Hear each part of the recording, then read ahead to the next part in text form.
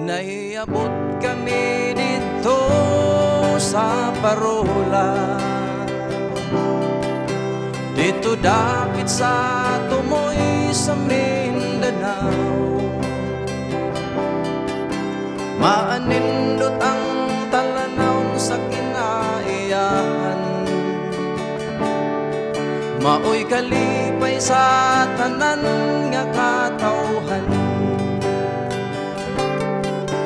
Ang Parola sa kinabuhitan,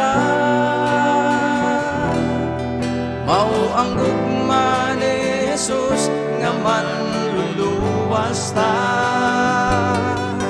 Nagasidla sa mga dalanta,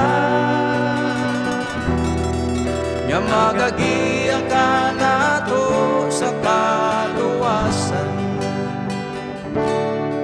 Pagkatahom sa mga bato, daplin sa dagat, mga balod naghampas-hampas sa lapyahan. Ang huyuhoy sa hangin nagatugan, sa pagtagad o pag-alima ni Jesus. Ang Parola sa kinabuhitan, mao ang gugma ni Jesus nga manluluwas ta. Nagasidla sa mga dalanta, nga magagiya ka nato sa kaluwasan.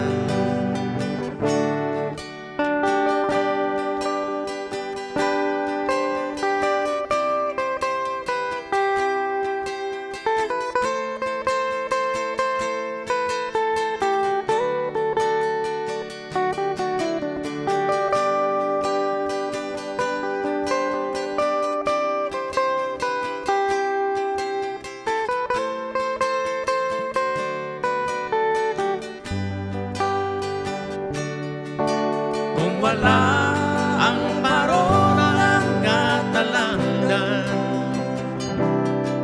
daghang mawala nga maglawig sa kadagatan. Sa langit nun nga pagpanaw sa katawhan, si Jesus maoy kahayag nga nagaiwan. Ang Parola sa kinabuhitan, mao ang gugma ni Jesus nga manluluwas ta. Nagasidla sa mga dalanta, nga magagiya ka nato sa kaluwasan.